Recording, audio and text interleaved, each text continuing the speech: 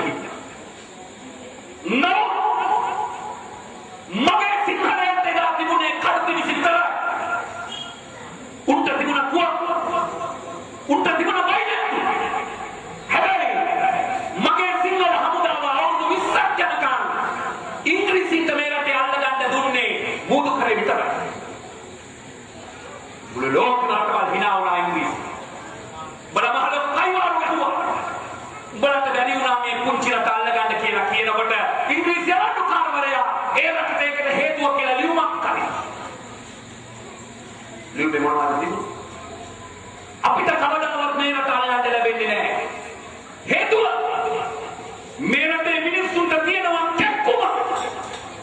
මොකද්ද කැක්කුම? අපේ කාර්යය. අපේ අම්මා තාත්තා, අපේ පන්සල, අපේ හාමුදුරුවෝ, අපේ ගම, අපේ රට, අපේ ජාතිය මුම් මේවට හරිම කෑදරයි. මේ කෑදරකම ඇති කරලා තියෙන වෙනත් කවුරුත් නෙමෙයි. කහසිරු. මුම්ම කහසිරුෙන් මෙයක් කරන්න ඕන. ඕගේ කළා. අවුරුද්දක් දෙකක් යනකොට අපි වාදගත්තා. 1505 පෘතුගීසි කාරයෝ ඇවිල්ලා එකතකින් බයිනැත්තුවයි අනිත් අතින් උන් ගෙනාවා උන්ගේ බයිබලය. මගේ රත්තරන් අම්මලා තමන්ගේ පුංචි දරුවට කිරිදිරි ඉන්න වෙලාවෙදී අර ගෙවල් ඇතුළට පැනලා අර තන කුඩුවේ හිටපු පුංචි දරුවව වැදලා අරගෙන උඩ විසි කරලා අර බයිනැත්තුවේ තියෙන හෙල්ලේට ඇල්ලුවා දරුවා. දරුවා මේ පෙරාගෙන කිඳා බහිනකොට අර අම්මගෙන් අහනවා ඔබ මොකද කියන්නේ? ඔබ ඔබේ ආගම මාරු කරනවද? නැත්නම් අනිත්‍යව මරා ගන්නවද? අම්මලා සමහර අම්මලා මගේ ආගම පාවරතු. තාත්තලා ජීවන ජීවිතේ බයි මගේ ආගම පාවරතු. නම මගේ මුතුන් මිත්තෝ ඔබේ මුතුන් මිත්තෝ එහෙම කළේ නැහැ. ඒ නිසා තමයි අපි තාම සිංහල බෞද්ධ වෙන්නේක මේ රටේ ජීවත් වෙන්නේ. ඒ මුතුන් මිත්තෝ පාලන දුන්නු ආගම. ඒ මුතුන් මිත්තෝ පාලන දුන්නු ජාතිය. අපිට පාලන දෙන්න අයිතියක් නැහැ. එහෙම කළොත් ඔබ කරන්නේ ඔබේ වැදුවම් මතක් පාලන දෙන්නක් සමානයි.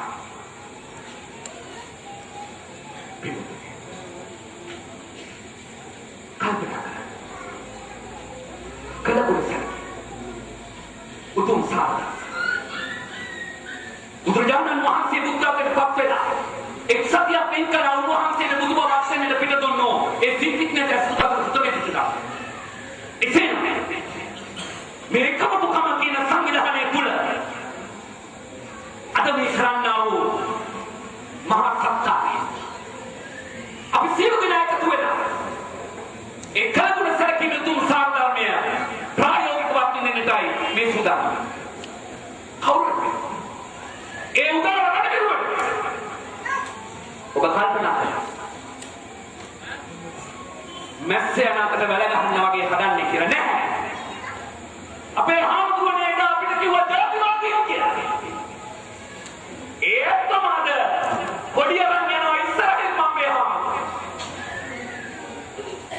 අපි අවුරුදු ගානක් තිස්සේ අපි සිංහල වෙනුවෙන් බෞද්ධ වෙනුවෙන් හදනකපු කොටස්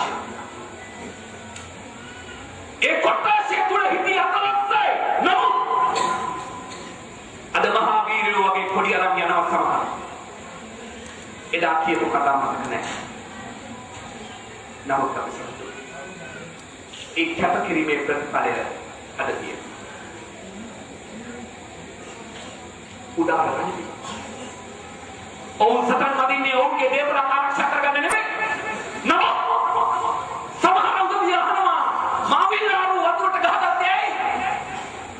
මම එතකොට කොළඹ ඇහුවා කොළඹට ජලය බෙදන්නේ අමතලේ පොම්පාගාරය. මේ අමතලේ පොම්පාගාරයේ මිනිමර වෙල්ටිජේ නල්ලගත්තා නම් කොළඹ මිනිස්සුන්ට නනන්න කන්න බොන්න වතුර ටික නැති වුණා නම් අන්න කොළඹ මිනිස්සුන්ට තේරෙයි වතුර. මේක මට නෙමෙයිනේ මාවිල්ලාරු මිනිස්සු.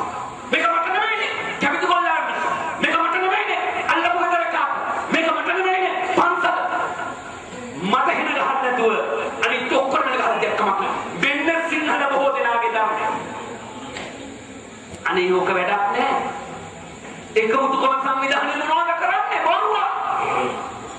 එහෙම කියන උදවියක් තියෙනවා. ආත්මාර්ථකාමී වෙන්න. ආත්මාර්ථකාමී වුණොත් කවදා හරි බෙල්ලට තොට්ටුව වැටෙනකම් අපි දන්නේ නැහැ. පුංචි කතාවක් කියන්නම් මේක තේරුණා. එක ගමක හිටිය ගමහාමිනී ගම මහත්තයා. මේ ගමහාමිනීගේ ගම මහත්තයාගේ රැකියාව තමයි ගෙදර ඌරෝ කුකුල්ලෝ හරක් මාසෙට හදලා විකුණන්නේ. මේක මහා පෞකාර රස්සා. හැබැයි අපිට වගේම ගමහාමිනීගේ ගම මහත්තයාගේ මේක පෞකාර බව තේරුනේ වයසකදී. ගමහාමිනී ගම මහත්තයාට කතා කරලා කියනවා ගම මහත්තයෝ මේක මහා පෞකාර රස්සාව අපි මේක නතර කරමු. ගම මහත්තයා කැමති නෑ. හැබැයි ප්‍රශ්න ඌරෝ කුකුල්ලෝ හරක් සිය ගණනක් මරන්න බලාගෙන අර කොටුවල තවම ජීවත් වෙනවා. ගමහාමිනිය අහනවා අපි මේ සත්තුන්ට මොකද කරන්නේ? අපි උට කන්නද? උට වතුර ටිකද? උමනාවම. හැබැයි අපි එක සතෙක්වත් ඊට පස්සේ මරන්නේ නෑ. සුමාන දෙකක් යනකොට ඌරන්ටයි කුකුලන්ටයි හරක්ටයි මේක තියෙනවා. කොහොමද? වෙනදා උදේ පාන්දර පරෝපහාරින් සමගි ජීවිතේ නැති කරනකොට මරලා තෝරන දෙන හරක් දැන් කෑ ගහන්නේ නෑ. ඌරන්ට පන්න ගහලා උගේ අග මහත් වුණාම උට පිහින් යන මරලා දමනකොට ඌරෝ තමන්ගේ ජීවිතේ ආදරෙන් කෑ ගහන මරලා තෝනිය දැන් ඇහෙන්නේ නෑ. කුකුලන්ගේ බෙල්ල කරකවලා බාගෙට හැම ගිය පණ ගිය කුකුලන්ගේ හැම ගහන වෙලාවෙදී කුකුල දඟලන ඉල්ල දැන් කිසි කෙනෙකුට පිළින්නේ නෑ. ඌරන්ටයි කුකුලන්ටයි හරක්ටයි හරිම සතුටුයි තමන්ට අවේදානිය. සුමාන දෙකයි. ගමහාමිනියට තවත් ඔක්තියක්. ගමහාමිනිගේ ගෙදර මීයෝ වගේ අපෝ. හරිම කරදර. හැම තැනකම මීයෝ. ගමහාමිනී ගම මහත්තයාට කතා කරලා කියනවා ගම මහත්තයෝ මේ වැඩේ හරියන්නේ නැහැ. මේ මීයෝ ටික මරලා දාන්න මට මී කතුරක් ගෙනල්ලා දෙන්න නගරෙට ගිහින්. ගම මහත්තයා මී කතුරක් ගෙනාවා ගමහාමිනීගේ ගෙදර. මේක දැක්ක මීයෝ ටික කලබල වුණා.